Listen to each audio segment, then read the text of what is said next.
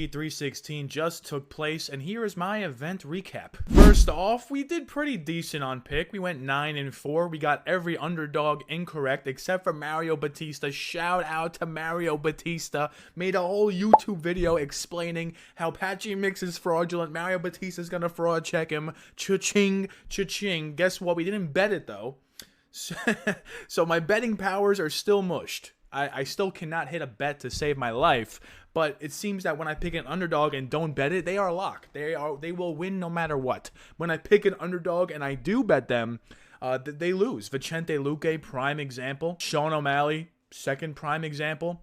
Underdogs that I actually had money on that I picked lose, but the underdog that I don't have money on that I picked wins, Mario Batista. So that's just the way the cookie crumbles. And the cookie crumbled, it did. We're down 16 units for UFC 316. This puts us on a 5-week betting losing streak. We simply just cannot win bets. If you look at my Bet MMA, the chart is messed up. The chart is just so bad.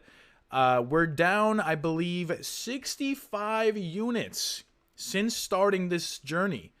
We started this in like March of 2024, and in about a year, we are down 65 units. Probably the worst possible consistent bettor that is uploading picks to Bet MMA. That's me right here. I have been uploading picks every single week since I started, and honestly speaking, I'm probably the worst person to ever insert picks on this site. For those of you that don't know what Bet MMA is, it's just a third-party website that you use to track your UFC MMA bets. And I'm just not good. I'm just really not good at this. We had Vicente Luque, like I said, loses by submission to Kevin Holland. Okay. Kong Wang Lipski, we took the under 2.5 round, put 3 units on that. I mean, Kong Wang should have gotten the KO victory, but at that point, I should have just bet Kong Wang by KO. I still would have lost. But yes, and then we had a 10-unit play. Chaos Williams to win at -190. You would think, a -190 favorite looks competent, but no, he gets completely demolished, 30-27 on every scorecard. And I thought the luckiest parlay piece of the night was O'Malley plus 13.5. The only way that can possibly lose is if O'Malley gets finished. And what happens? He gets finished. So, not the best bets for the kid here. Then we just go fight by fight real quickly. I was in attendance for the event, so my analysis should be spot on. Markel Medeiros nearly KO'd Mark Choinski. All right? I almost predicted this to a T. He had him wobbled in round 2, nearly got the KO finish. But ultimately speaking, Mark Choinski on a week's notice is not going to beat Markel Medeiros, who's had UFC experience. Markel Medeiros was way too well-rounded for Choinski, and that fight basically played out that way. If only I picked Medeiros in my bet instead of Chaos Williams, we'd be singing a much different tune. We go to the next fight. Quillan Salkeed wins by decision. Back and forth fight. A lot of big shots were being thrown. Salkeed ended up just showing that he is the better wrestler, better grappler in this matchup, and that's basically what he did. However, Salkeed, if he is a big favorite in his next fight against a higher-ranked opponent, I might fade this guy. All right, there are very numerous times where he's just out there swinging wildly, and I think against a guy that has a little more KO power than Ashmus, a guy that has a little more size than Ashmus, I think they will be able to find the KO blow on Salkeed. So just keep an eye out on that one. Ju Sang Yu, gosh dang, round 1 KO, sleeps Jekka Seregi. Wow, what an absolute war. What a banger. It's funny, I didn't get to the arena until this fight started. And I sat down, and in 10 seconds, I convinced my girlfriend and my brother and my brother's girlfriend that UFC is the best sport of all time. We sat down in our seats, and the first thing we see is the Korean Zombie Jr. getting a fast finish in round 1. Jekka Seregi completely flatlined, bounced off of the canvas after getting flatlined. Crazy stuff. I'm looking forward to what Ju Sang Yu does next. Kong Wang defeats Ariana Lipski by decision multiple times in that fight. She could have got a leg kick TKO. Ariana Lipski had nothing to offer Wang on the feet. And like I thought in the prediction video, Lipski stood no chance because she doesn't really offensively wrestle. I said that if I saw her offensively wrestle more, I might be more inclined to take her here. But Kong Wang, utter striking domination. Nothing to see here. Hey, Chaos Williams round 1 KO. In my defense, Chaos Williams nearly had the round 1 KO. In the very first exchange, whenever this fight took place at range, Chaos Williams was throwing gas. And I was really hoping one of those gas punches would, sleep Gustafsson. That is not what happened. What happened was Gustafsson does what he does in every fight. He gets very close to you, clinches you, and just outworks you in the clinch until you basically give up. That's kind of what happened here. It's funny, in the first round, Chaos Williams was showing some success. He did reverse position on Gustafsson multiple times and actually had more control time than Gustafsson in round 1. But as the fight progressed, Williams' cardio kind of just got drained. Gustafsson was just the stronger guy. And back-to-back weight cuts was the main reason that I took Chaos Williams here. Back-to-back weight cuts for Gustafsson, that is. And didn't seem to matter at all. And anyways, next fight, Sergey Spivak. I took him by decision. He loses a decision to Waldo Cortez Acosta. But if we look at the MMA decisions, nearly everyone and their mother thought Spivak won this 2 rounds to 1. Waldo is on the back foot the entire fight, getting controlled against the fence and somehow comes out with the victory. He might have outlanded Spivak watching it live. I kind of thought, Waldo was landing the cleaner shots, but I still thought Spivak won. When I heard 30-27, I was like, wow, they gave 3 rounds to Spivak. That's interesting. And then Waldo was announced the winner. I saw no world where Waldo won all 3 rounds. Maybe you can argue Waldo won 2-1, maybe. But I thought this was a pretty good pick. I thought Spivak did win by decision. Turns out, I'm just wrong. Anyway, Azamat Murzakanov, easiest pick of the card, round 1 KO. Predicted it to a T. Brenson Ribeiro, chinniest guy on the roster. It's funny because Azamat was supposed to fight Johnny Walker. And I think the same outcome would have happened. I think he would have KO'd Johnny Walker in round 1. But in steps a different man, an unranked light heavyweight, who's similar to Johnny Walker. And he gets slept in round 1. It's kind of interesting because at first I was like, wait, Ribeiro's doing pretty good here. Can Ribeiro win a decision just by keeping it at range? And then as I'm thinking that, boom, he just goes to sleep. So I thought that was pretty funny. And on to the next one. Joshua Van, I took him by decision. He was 1 minute away from winning by decision, but he just had too much to handle for Bruno Silva. Bruno Silva is 10 years older in that matchup, and that seemed to be what won Joshua Van the fight. He was just way too fast, way too strong, way too powerful for Bruno Silva.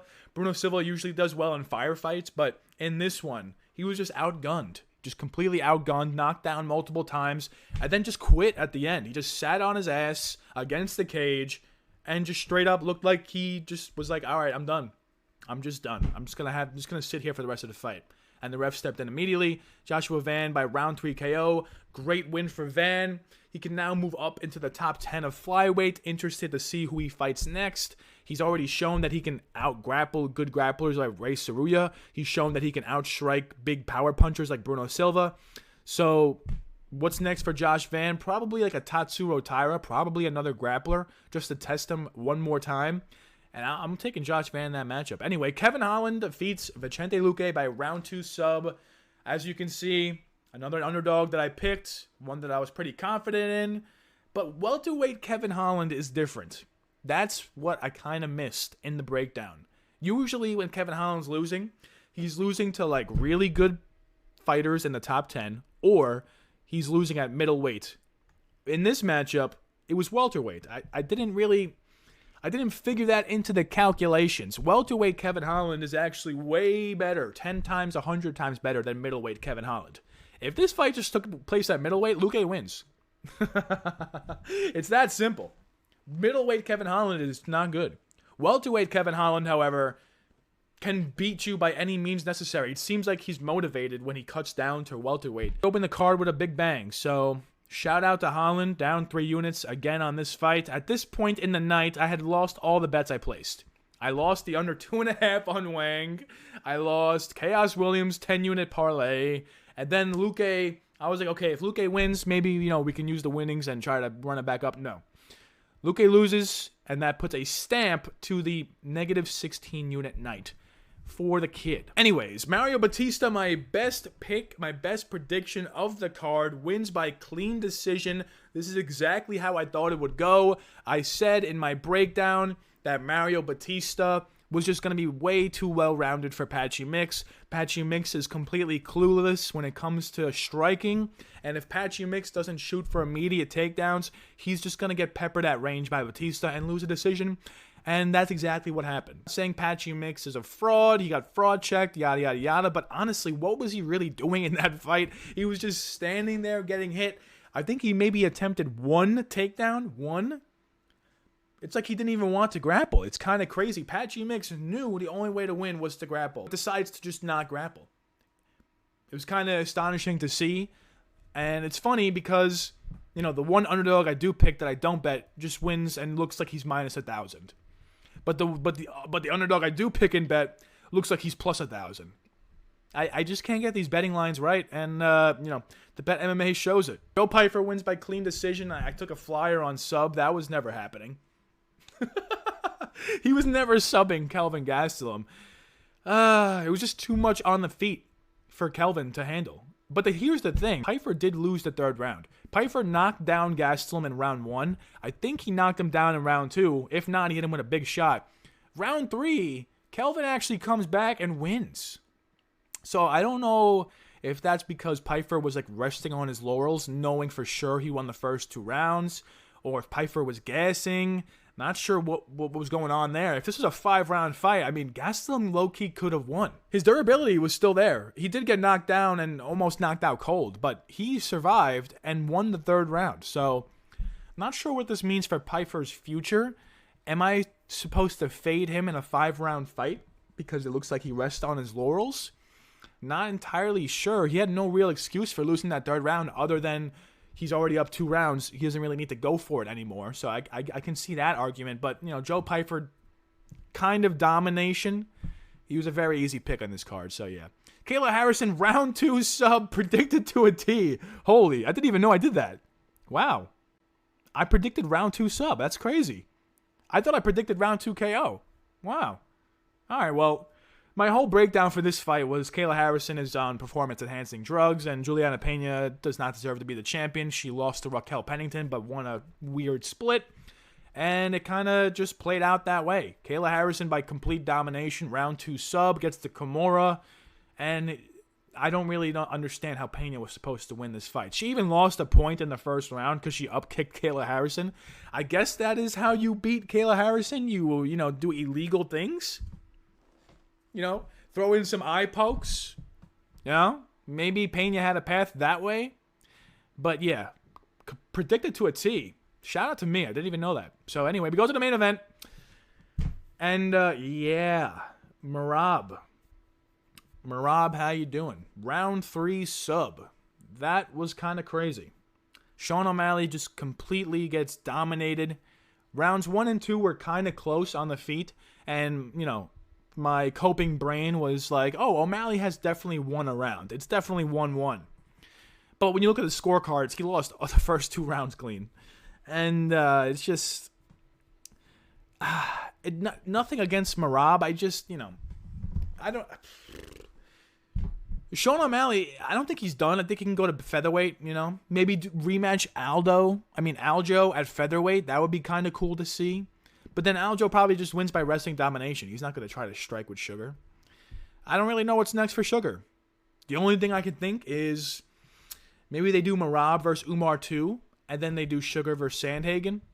I mean, that would be cool. Because Merab versus Sandhagen, we just know how that's going to go. We don't want to see that. Merab's just going to brutalize him. So we need Sugar to fight someone that's going to try to at least keep it standing, which I think Sandhagen would do. Even though he has wrestling and grappling, he would at least entertain the stand-up. I don't know what's next for either guy, honestly. Umar versus Merab 2, maybe. I mean, they gave Sean a rematch for no reason. I don't know why they wouldn't give Nurmagomedov a rematch, you know, after a close fight. So, overall, pretty good events. Not the best on picks, not the worst. We finished 3,735th. 3,735th for the kid. So, yeah.